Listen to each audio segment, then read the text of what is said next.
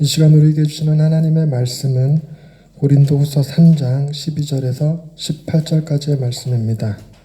고린도후서 3장 12절에서 18절까지의 말씀입니다.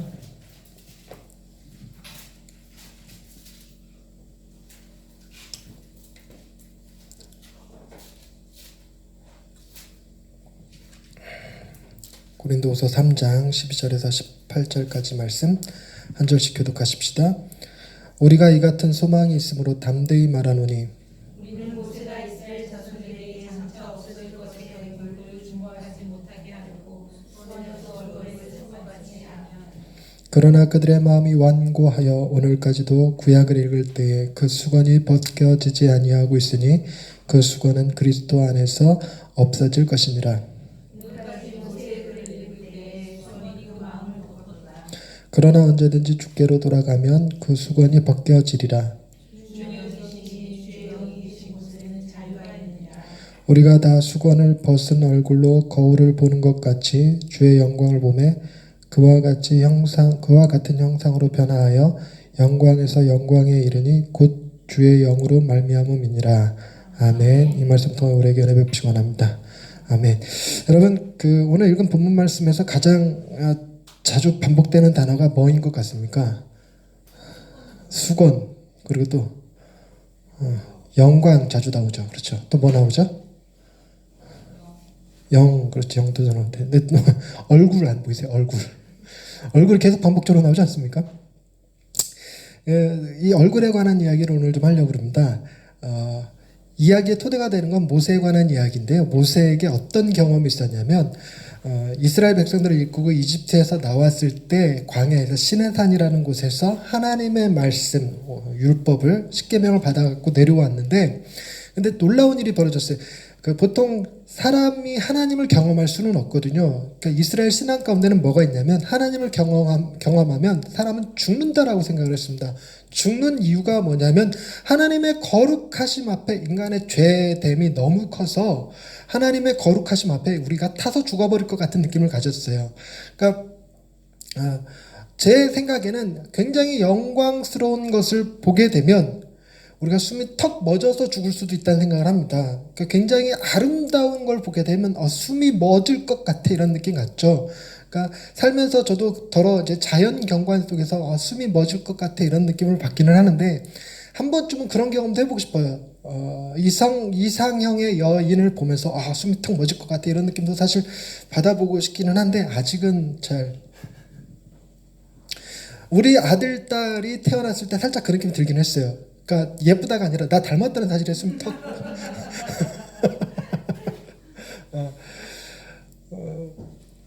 그렇게 하나님을 만났는데 죽지 않고 내려왔으면 여러분, 기본적인 상식으로 올라갈 때랑 똑같은 모습으로 내려올 수는 없을 것 같은 생각이 들어요. 하나님을 만나서 죽든지 변하든지 둘 중에 하나가 있어야 되지 않겠나 싶어요. 여러분, 우리가 예수 믿기 이전과 예수 믿은 이후가 똑같은 삶을 살고 있다는 얘기는 무슨 얘기냐면 온전히 주님을 만나지 못했기 때문이라는 생각이 들어요. 우리가 주님을 온전히 만나게 되는 순간 완전히 삶이 달라질 겁니다. 여러분, 비단 하나님만이 아니고 우리가 자식이 태어나기 이전과 이후의 삶이 결코 같을 수 없죠. 지금의 내 남편을 만나기 전과 만난 후의 삶이 결코 같을 수 없습니다. 그러니까 어떤 자극이라는 것은 우리의 삶을 좀 흔들어 놓고 변화시켜 놓는 힘이 있어요. 하다못해 돈이라는 것도요, 우리가 복권에 당첨이 되면 당첨되기 이전과 이후의 삶이 같을 수가 없습니다. 물론 사람이 순간적으로 이렇게 돈이 한 2, 3억이 딱 생기면, 큰 돈 말고 2, 3억 정도가 딱 생기면 과거의 삶을 청산하고 이제부터 포르쉐를 타고 이제부터 럭셔리 집에서 살고 이럴 수는 없을 거예요. 이럴 수는 없이 그냥 똑같이 오늘도 직장에 나가고 오늘도 똑같은 어제랑 같은 밥을 먹고 이렇게 살 겁니다. 1, 2억 갖고 크게 삶을 바꿀 수 있을 정도는 아니지만 그 1, 2억은 뭘 바꿔놓냐면 우리의 염려하는 태도를 바꿔놓을 수 있어요. 그러니까 1, 2억만 있으면, 그쵸, 돈 때문에 공과서 내는 또 세금 낼 때 돼서 이런 걱정 안 해도 되고, 또 월세 낼 때 뭐 이런 걱정 안 해도 애들 학원비, 대학 등록금 이런 거 걱정하던 삶에서 벗어날 수 있습니다. 어쨌든 사람이 우리의 모습을 통해서 객관적으로 확인 불가능할지라도 내면적인 변화가 생긴단 말이에요.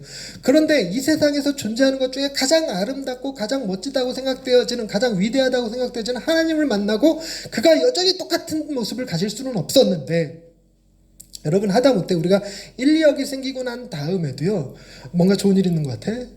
뭐가 뭐 어쩌나다 뭐 다른 사람도 없는데 너 실실 쪼개지? 뭐 이런 느낌 들거든요. 그러니까 모세가 올라갔다 내려왔는데 그 변화가 너무 극심했던 거예요. 그러니까 오늘 오전에 봤던 모세와 엘리야처럼 이 모세가 하나님을 만나고 나서 얼굴에서 광채가 났어요. 후광이 비친 거죠. 근데 여러분 이거 잘 생각하셔야 될 게, 모세가 위대해서 후광이 비친 걸까요? 모세가 하나님 만난 것 때문에 후광이 비쳤을까요? 모세가 하나님 만났기 때문에 후광을 비쳤어요. 여러분 이거 굉장히 중요한 개념이에요. 오늘 중심 주제는 아니지만 이 부분을 살짝 언급하고 넘어가자면, 여러분 우리가 후광을 갖게 된다면 그건 자꾸만 우리 생각이 무슨 생각이냐면, 내가 위대해져서 후광을 갖는다고 생각해요. 높은 지위, 높은 권력, 굉장히 큰 영향력을 지니면 사람들이 내 뒤에서 후광을 본다고 그러는데, 안 그래요. 후광을 본다고 얘기하는 사람들 대부분 다 간신배예요. 뭔가 얻어먹을 게 있으니까, 뜯어먹을 게 있으니까 그런 소리 하는 거예요. 근데 우리가 정말 하나님을 만나잖아요. 그럼 뭔가 얻어먹을 게 없는데도 불구하고, 저 사람을 통해서 득을 얻을 게 없는데도 불구하고 후광이 느껴져요. 우리가 위대해진 게 아니라 나를 하나님이 만나주심으로 인해서 생기는 후광 같은 게 있습니다. 여러분이 제 뒤에 후광을 못 보시죠? 제가 온전히 못 만났기 때문이기도 하고, 여러분이 아직 이 세계에 못 들어왔기 때문이기도 하고, 뭐 그런 여러 가지가 복합적으로 그렇게. 근데 모세가 이게 후광이 생겼어요.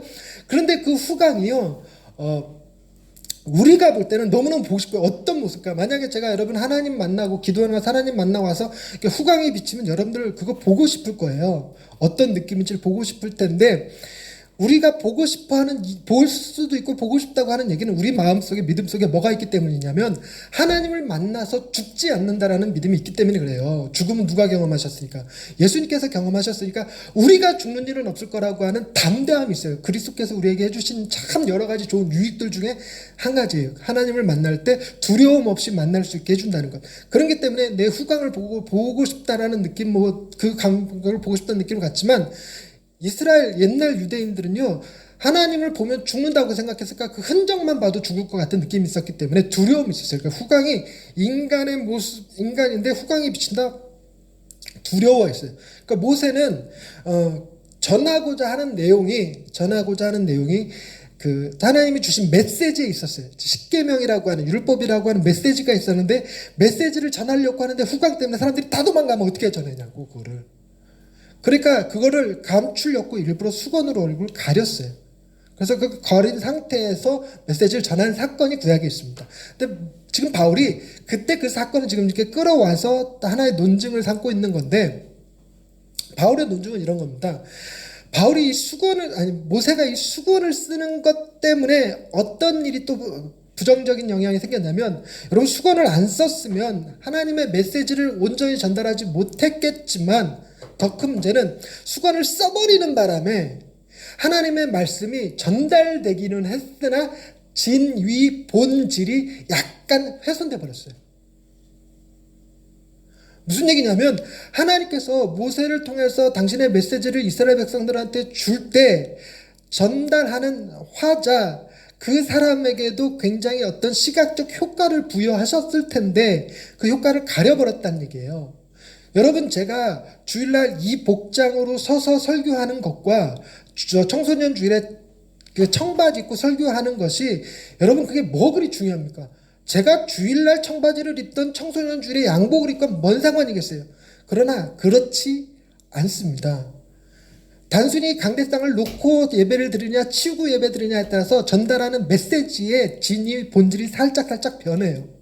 그래서 여러분, 우리는 시간과 공간 안에서야 비로소 어떤 텍스트를, 문장을 이해하는 능력을 해석할 때 내가 상태가 화가 나 있냐 아니냐, 피곤하냐 그렇지 않냐에 따라서 또 뜻이 살짝 왜곡되기도 하거든요.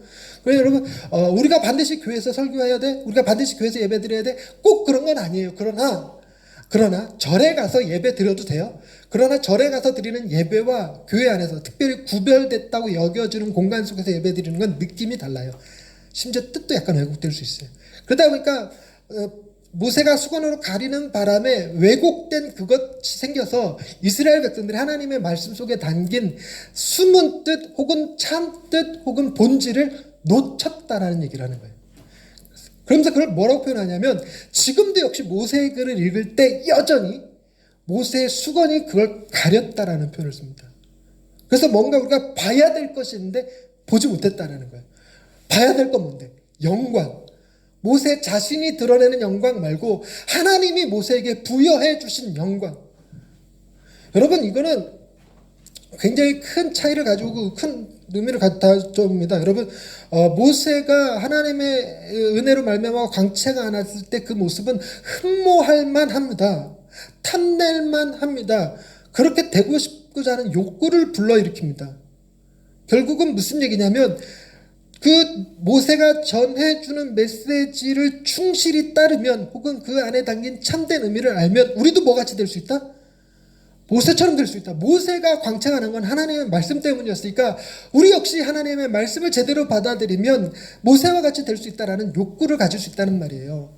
여러분 그것과 비슷한 얘기가 뭐냐면 바울이 디모데에게 쓴 편지 중에 이런 게 있어요. 하나님의 말씀은 감동으로 된 것으로 마르게 한과 유익하다 정확한 건 아니다. 어쨌든 하나님의 모든 말씀은 하나님의 감동으로 되었다라는 표현을 써요.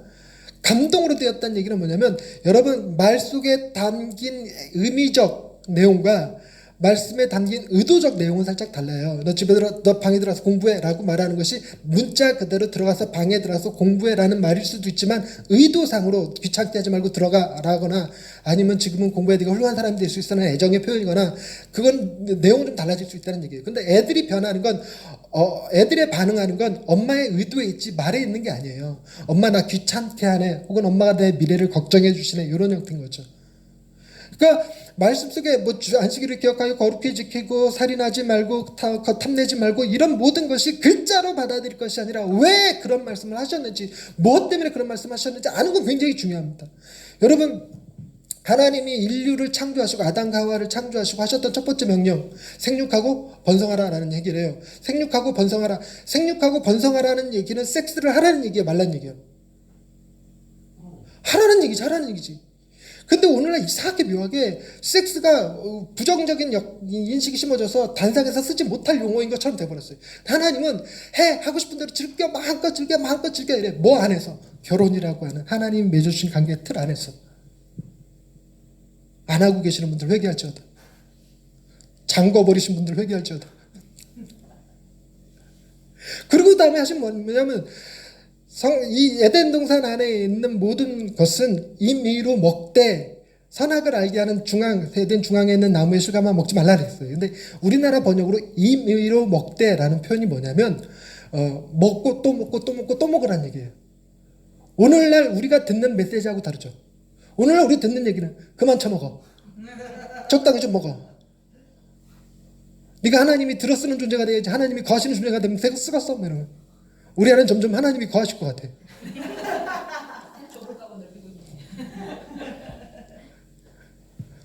어제 산에 같이 올라갔다 왔는데 예전에 산 우리 아내가 잘 탔거든요. 한 번에 쉬지 않고 쭉 서봉산을 이렇게 올라가는데 서봉산보다 더 낮은 이 뒷산 올라가는데 두 번을 쉬더라고요. 두 번을 쉬면 아내가 오늘 컨디션이 안 좋거나 전 그렇게 생각했어요. 아내가 컨디션이 안 좋거나 했더니 아내 왈 살이 쪘더니 못 올라가겠어.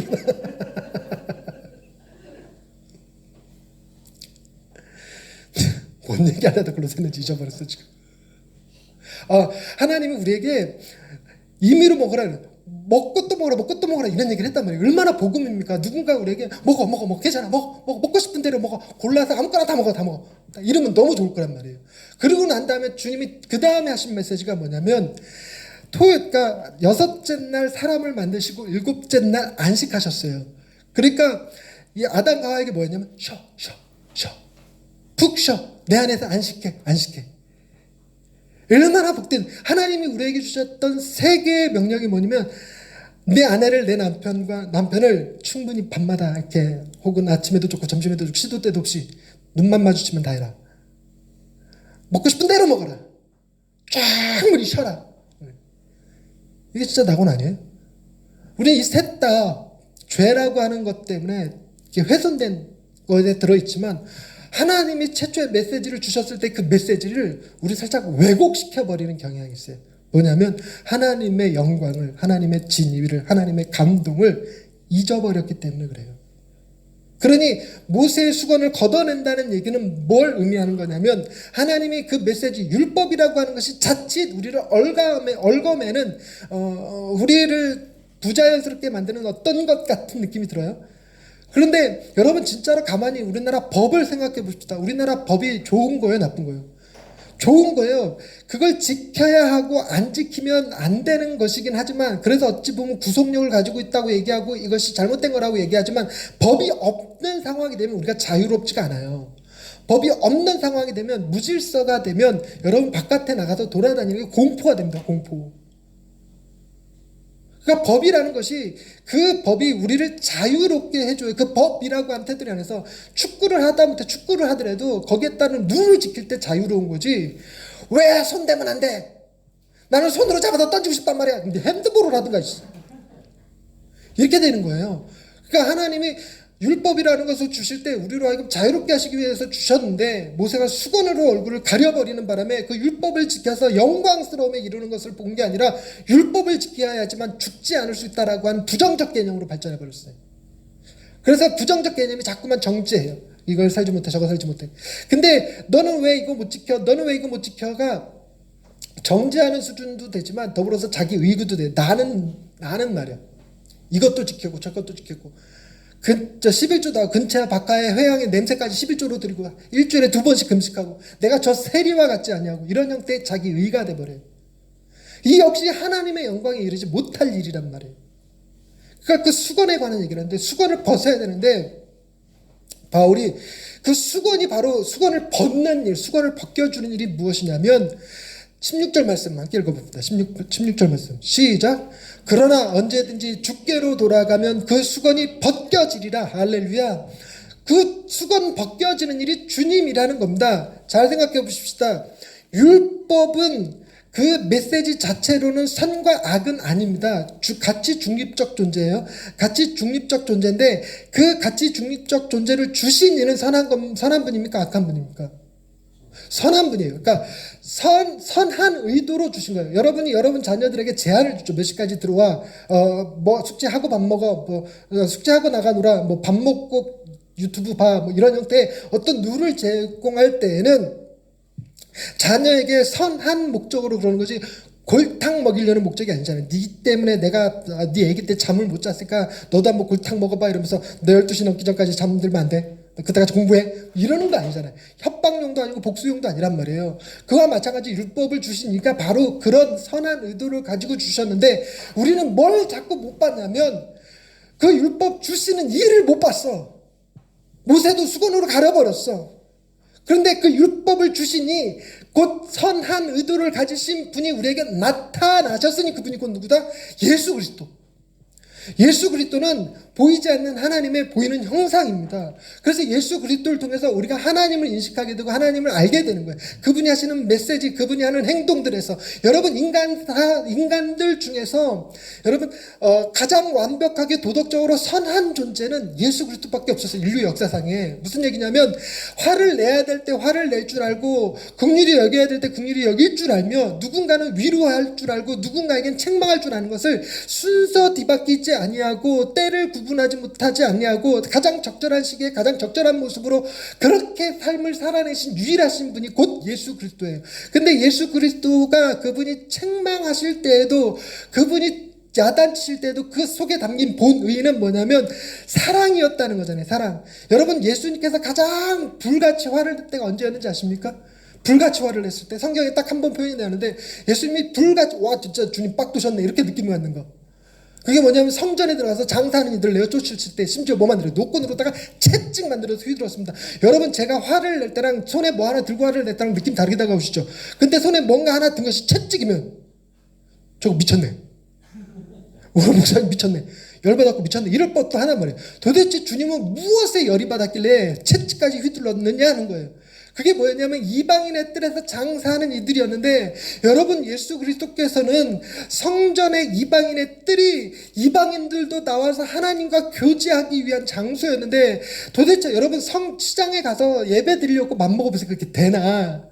여러분 제가 그 성지순례 가고 겟세마네 동산 골고다 언덕 십자가의 길 걸어가는데, 십자가를 딱 들쳐매고요, 하늘 가는 밝은 길이 뭐 이런 찬양 부르면서 올라간단 말이에요. 그러니까 시장 입구에 들어가기 전까지는 눈물 펄펄 나요. 울면서 가요. 근데 시장 안에 딱 들어가면 그때서부터 뭐라면 그 잡상인들이 전부 다, 이집트에서는 $1, 이스라엘에서는 모든 게 다 $10 기준이. 물건 드리면서 $10 이러는데 도저히 눈물도 안 나고, 그때서부터 십자가 또 왜 이렇게 무겁고 그렇게 돼요. 그러니까 여러분 아무리 좋은 의도였다 하더라도 이방인들로 하여금 하나님과 관계를 맺지 못하도록 만드는 그것에 대해서 주님이 화가 나신 거예요. 결국은 뭐냐면 이방인을 향한 사랑이었죠. 그런데 잘 봐야 될 게 뭐냐면 그 채찍으로 사람 치신 게 아니에요. 우리 자꾸 그런 생각해. 주님이 채찍으로 들어서 그렇게 열이 받으셨고 그렇게 화가 나, 정말 그야말로 미친 인간처럼 빡이 돌았는데도 불구하고 사람 치는 게 아니라 상을 없는 데 쓰셨어요. 장사하는, 돈 바꾸는 사람들의 완전 그 상을 엎으시고, 장사하는 이들의 장사 물품들을 엎으시는데 채찍을 썼지, 그걸로 결코 사람 치지 않으셨거든요. 근데 그런 성품을 지니신 분이 이 세상에 예수 그리스도 한 분밖에 없어요. 근데 놀라운 건 예수 그리스도께서 그렇게 사신 일의 결과가 뭐였냐? 십자가였단 말이에요. 오전 예배 시간에도 봤지만 그 십자가는 주님이 안 지시려고 맘먹으면 얼마든지 피하실 수 있었단 말이에요. 예전에도 제가 몇 번 설교한 적이 있는 것 같은데, 주님을 조롱하고 비웃는 이들을 살짝 쳐다만 보셨어도, 즉 나는 주님을 알지 못합니다 라고 3번 부인하는 베드로를 바라보셨던 그 눈빛으로 자신을 처형하는 이들을 쳐다보셨으면 못 죽였단 말이에요. 굳이 12령도 더 되는 천사들 동원해갖고 싹 쓸어버리지 않아도 돼요. 여러분 모세도 메뚜기 불러다가 진창 일으키고 난리 일으키고 뭐 파리떼 불러오고 이럴 거 했는데, 예수님 그거 못하실까? 얼마든지 하실 수 있었단 말이에요. 심지어 예수님은 하나님과 동등됨을 가지신 분인데도 불구하고 십자가상에서 버림받는 경험, 엘리 라마 사막다니 나의 하나님 어찌하여 나를 버리시나이까까지, 낮아지기까지, 그 정도까지. 그래서 결국은 성경에 뭐라고 써있냐면, 예수 그리스도께서 가장 도덕적이고 완벽하며 하나님의 뜻에 부합되게 사신 그분이 그렇게 살지 못하는 자들이 받아야 되는 저 음부의 벌, 지옥에 내려가는 벌까지 경험하셨다고요. 왜 그렇게 하셨는가? 주님이 그렇게 하심으로 인하여 우리는 그 죄값을 치르지 않아도 되게끔 하는 것. 그러니 여러분 우리가 보아야 될 것은 주님이 십자가 달려 죽으셨네가 아니라 그 일로 말미암아 우리가 구원받았다는 사실과 그것이 얼마나 큰 하나님의 은혜인가, 하나님의 사랑인가를 봐야 된다는 거예요. 결국 우리가 그 예수 그리스도를 통해서 비로소 뭐 할 수 있게 되냐면, 구약의 모든 말씀들, 구약의 말씀 들으면서 어린 양 제사가 결국은 예수 그리스도였구나. 하와가 아들을 낳을 것이고 그 아들이 뱀의 머리를 상하게 하고 뱀이 아들의 머리를 발꿈치를 상하게 할 거고, 그 아들이 예수님이셨구나. 아브라함이 그의 아들 이삭을 모리아산에 번제로 바치러 갈 때 거기에 뿔이 숲에 걸려있던 숫양, 그 양이 곧 예수님을 상징하는 거였구나. 이 모든 것들을 알게 돼요. 그래서 역사 속에서 담겨진 놀라운 사실들을 보면서 그게 하나님의 은혜였구나, 그게 하나님의 사랑이었구나. 그건 비단 구약에만 적용되는 게 아니라는 거 아시죠? 놀라운 것은 우리가 예수 그리스도를 온전히 만나고 나면 비로소 뭐가 가능해지냐면, 내가 예수 그리스도를 믿기 전에 나의 삶의 과거의 사건들이 재해석돼요. 그때는 원망이었고 그때는 불평이었지만, 그때 이것도 하나님의 사랑의 손길이었구나, 이것도 하나님의 섭리였구나, 이것도 하나님의 인도하심이었구나를 깨닫겠는데, 비로소 우리 눈에서도 뭐가 벗겨지는 거예요? 수건이 벗겨진단 말이에요. 그래서 예수 그리스도가 얼마나 중요한지, 그분에게로 돌아가는 일, 그분을 필터로 삼아 성경을 보고, 그분을 필터로 삼아 내 인생을 보고, 그분을 필터로 삼아 세상을 볼 줄 알아야 돼요. 그게 수건을 벗는 일입니다. 여러분, 그래서 수건은 편견을 의미하기도 합니다. 우리에게 잘못된 편견, 여러분 세상은 그냥 아무렇게나 돌아가는 것이 아닙니다. 어떤 특정한 원리에 의해서 돌아갑니다. 우리나라는 자본주의라고 하는 특성에 따라 돌아갑니다. 수정자본주의를 신자유주의, 신자본주의, 수정자본주의를 가지고 돌아가게 돼요. 근데 우리가 하다못해 후기 자본주의로 돌아가든 공산주의로 돌아가든 돌아가게 되면 또 삶이 달라질 겁니다. 달라지면 모든 것을 의미를 해석하는 의미가 달라져 버려요. 그런 것처럼 사람은 누구나 다 어떤 특정한 이론과 생각들을 가지고 살아가게 돼 있어요. 이타주의가 됐건 이기주의가 됐건. 근데 그 어떤 것도 세상을 바르게 보지 못해요. 근데 정말 세상을 바르게 보는 눈, 그게 어디서 나오느냐? 예수 그리스도를 필터로 삼아서 보는 눈이에요.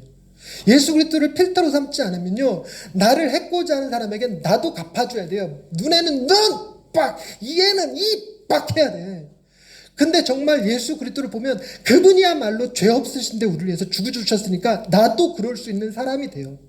여러분, 정말 놀랍게도 하나님이 인류 역사 가운데 기독교인이 다만 몇 %라도 계속 존재하도록 만드셨기 때문에 이 세상이 스스로 망가지지 않았지, 그거 없었으면 정말 이 세상은 스스로 망가졌을 거예요. 하나님 없이, 하나님을 따르는 백성 없이 노아 한 사람만 딱 놔두니까 나머지를 쓸어버려야 될 정도까지 돼버리잖아요.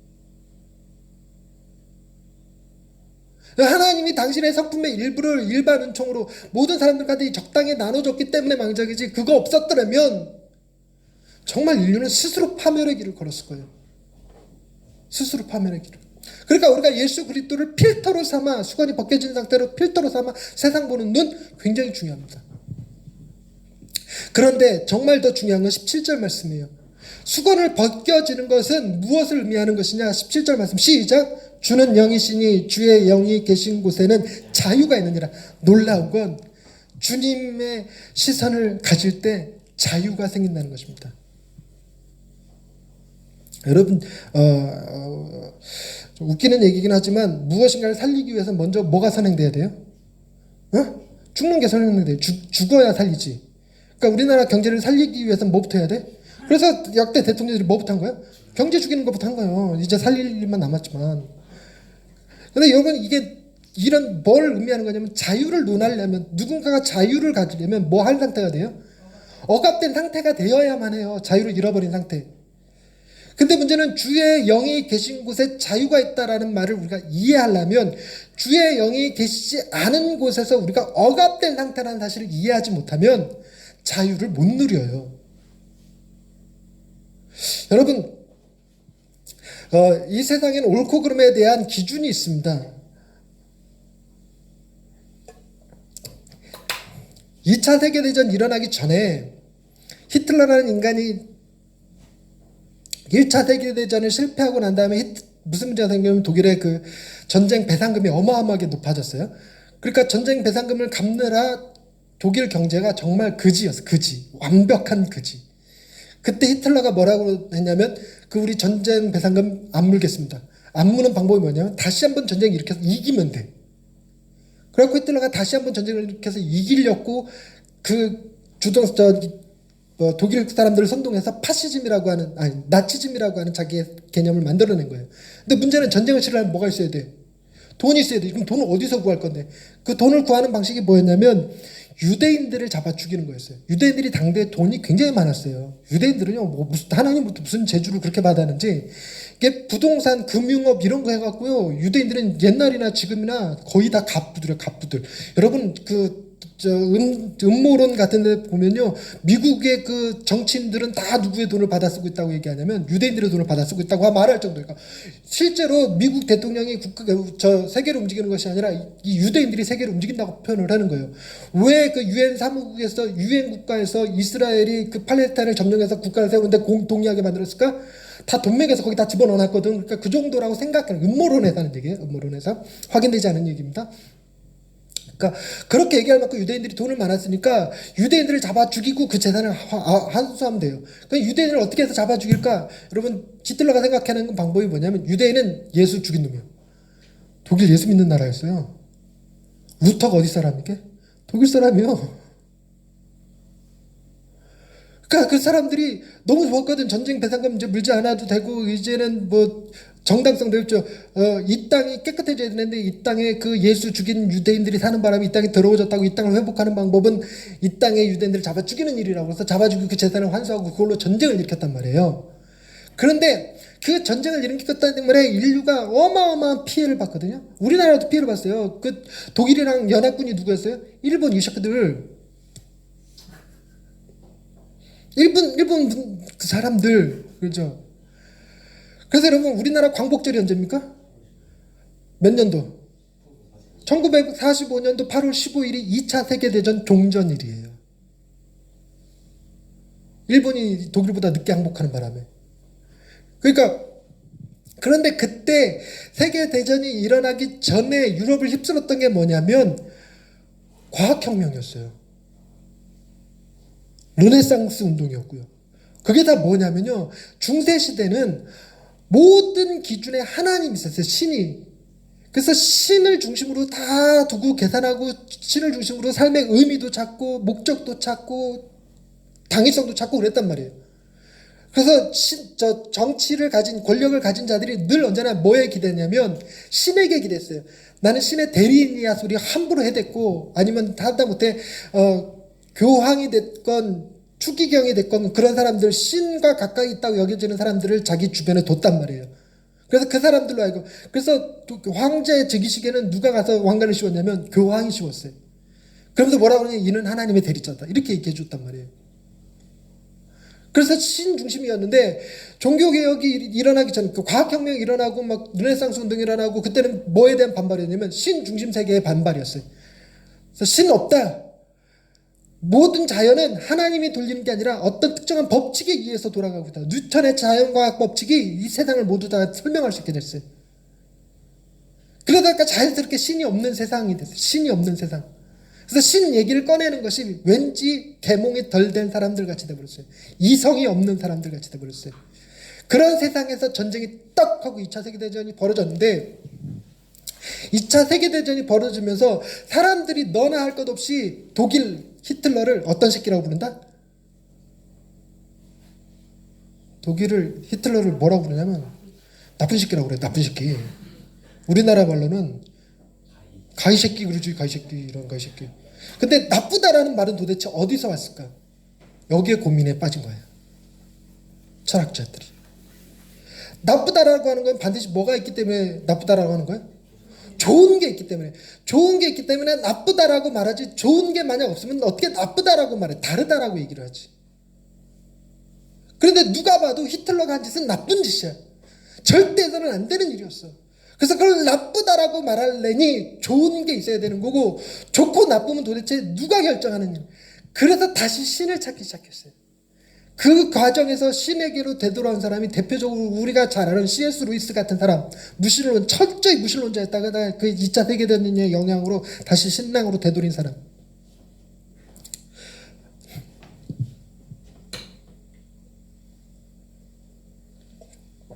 그런데 그 C.S. 루이스가 그런 말을 해요.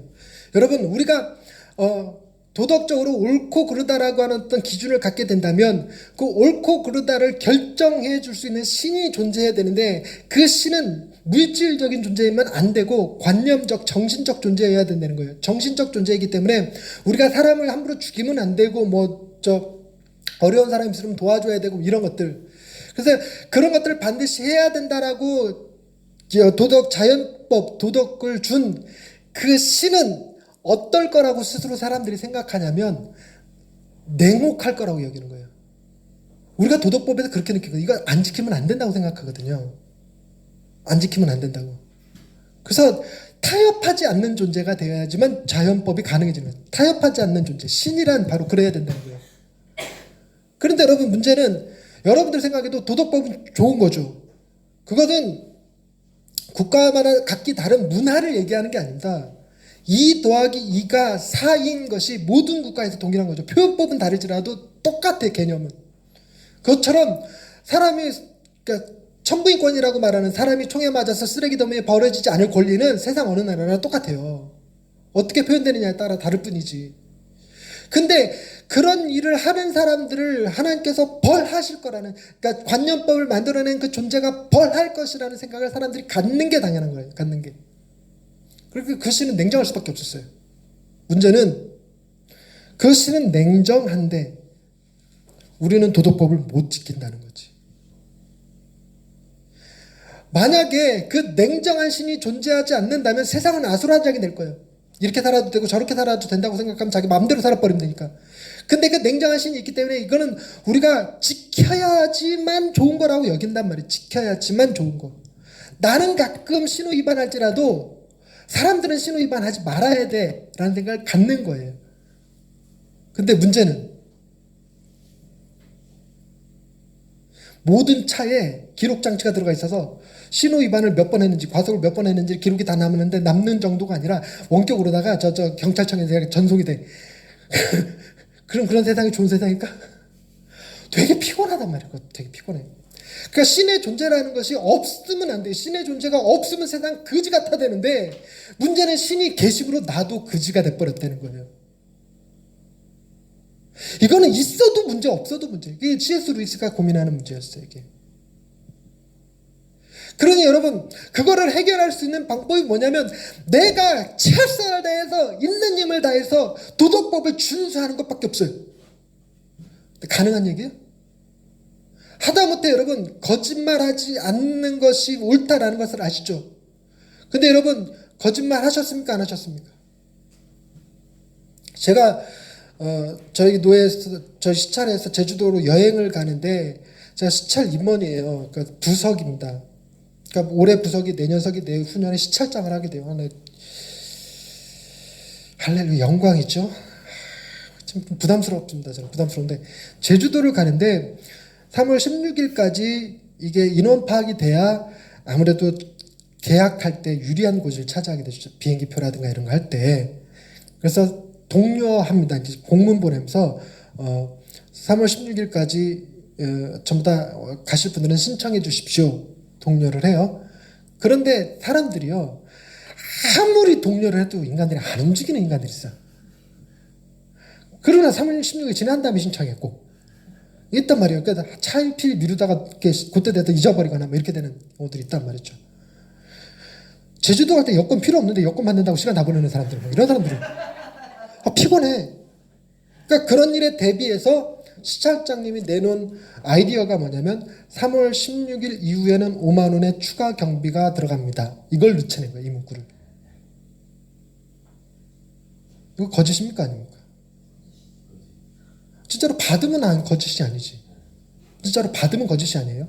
그러니까 추가 경비를 우리가 받겠다 그러면 어차피 전액 다 우리가 내고 하는 게 아니라 지원받아가는 거니까 3월 16일 넘어서 내면 5만 원씩 추가 경비 더 받겠습니다. 혹은 벌금으로 받겠습니다. 그래도 상관없는 게 어쨌든 말은 5만 원의 추가 경비가 발생합니다라고 쓴 거예요. 그러니까 말 뜻은 뭐냐면 가급적 3월 16일 이전에 다 등록해 주십시오라는 거예요.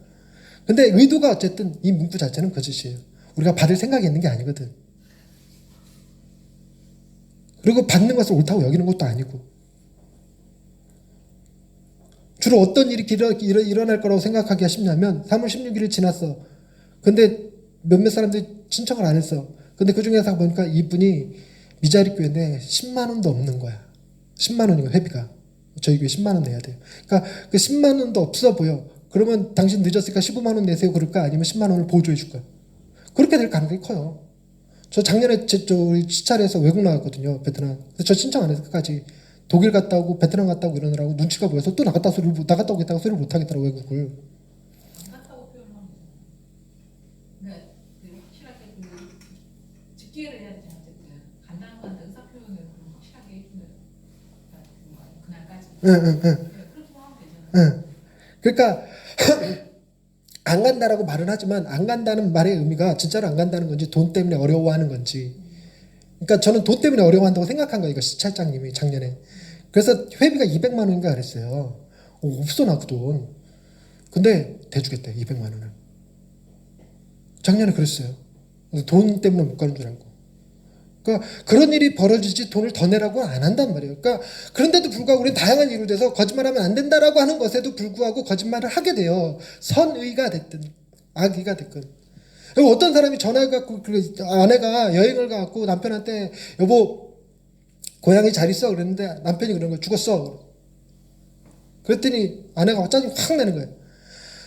아니 이제 막 유럽에 도착했는데 여행 시작하는데 그 고양이 잘 있냐고 그러는데 죽었다고 그러면 어떡해? 아니 죽은 걸 죽었다고 좀 뭐라 그래?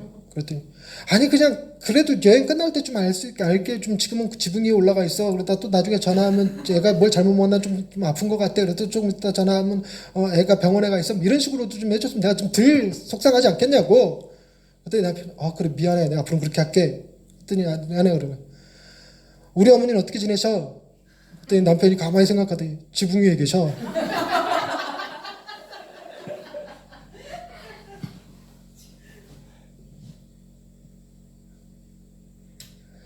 웃기는 소리를 한 거지만 정직하게 사는 것도 쉽지 않아요, 세상은.